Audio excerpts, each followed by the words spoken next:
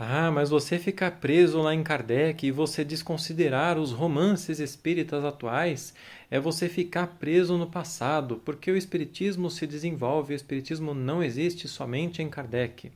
Com certeza, sempre tenho dito, o espiritismo não existe somente em Kardec, porque ele é uma ciência. Kardec apenas a estudou com metodologia necessária, com seriedade. O espiritismo foi desenvolvido de forma científica por conta desses estudos.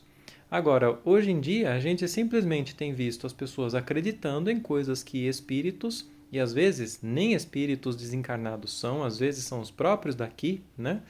Que criam ali ideias em romances e as pessoas simplesmente aceitam aquilo, falam, ah, legal, isso aí é princípio doutrinário agora, sem passar por um mínimo método necessário.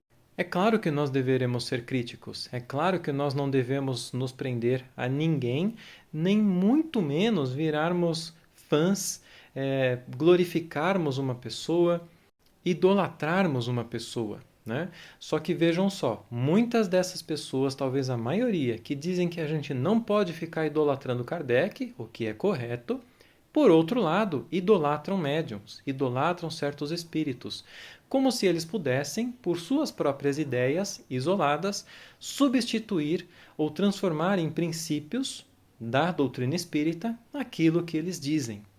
Essas pessoas, elas não conhecem a revista espírita e elas não querem conhecer a revista espírita. Elas não querem conhecer o espiritismo de verdade, porque o espiritismo de verdade desmente as ideias dessas pessoas. E é aí que está o problema.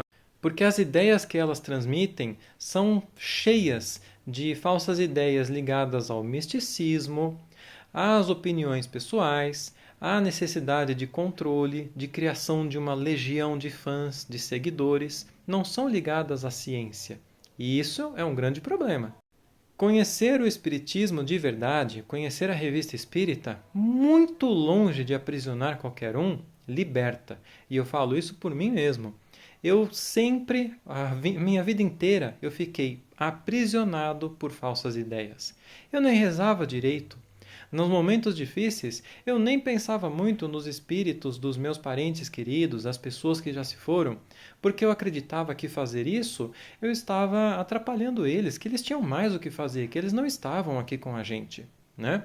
Vejam onde vai. Até hoje, a falsa ideia de castigo, que muitos também acreditam dentro do espiritismo, me assombra. Por quê? A gente passa pelas coisas da vida e a gente fala: caramba, tá vendo? É castigo por aquilo que eu fiz. Quando a gente entende o espiritismo de verdade, a gente vê o quê? Consequências, a gente vê coisas que acontecem na vida e em vez de ficar imputando essas coisas a castigo, ao que quer que seja, eu falo: peraí, eu fiz alguma coisa? Eu tenho que mudar alguma coisa? Eu preciso observar alguma coisa dentro de mim? E eu tenho que fazer esse trabalho então.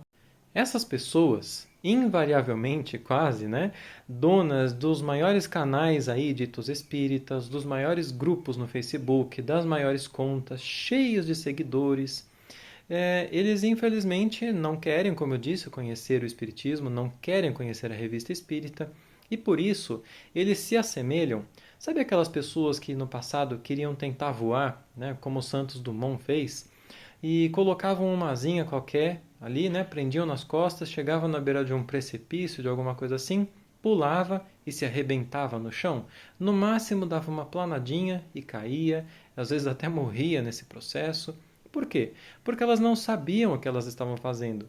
Porque elas não tinham base científica. Elas achavam que era só colocar uma coisinha ali que se parecesse uma asa, alguma coisa que imitasse a asa de pássaro batendo, né? Chegou a ter isso, mas elas não sabiam os princípios daquilo.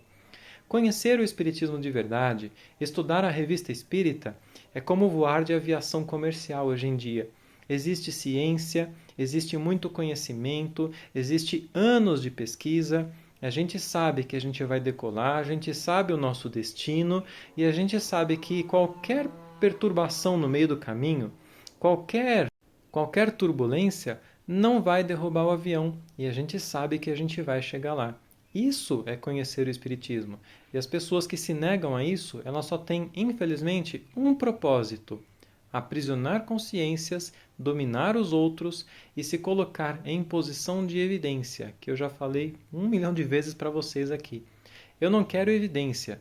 Vocês vejam que eu começo os vídeos, eu não me dou título de professor de nada, eu mal coloco o meu nome aqui, eu não estou nem aí para a minha pessoa. O meu propósito aqui é que cada um de vocês que me acompanha que possa despertar essa vontade de pesquisar, de estudar, de ir atrás e que vocês cheguem às suas conclusões por essa pesquisa e não apenas por aquilo que eu falo, tá bom? Então, esse papinho de que ficar com Kardec é ser fundamentalista é conversa para boi dormir, tá? Ficar com Kardec, é claro, não significa desprezar qualquer coisa que veio depois, mas eu sempre tenho demonstrado para vocês. É preciso conhecer a doutrina espírita para depois buscar entender romances, comunicações atuais e aí sim sabendo descartar ou não cada uma delas.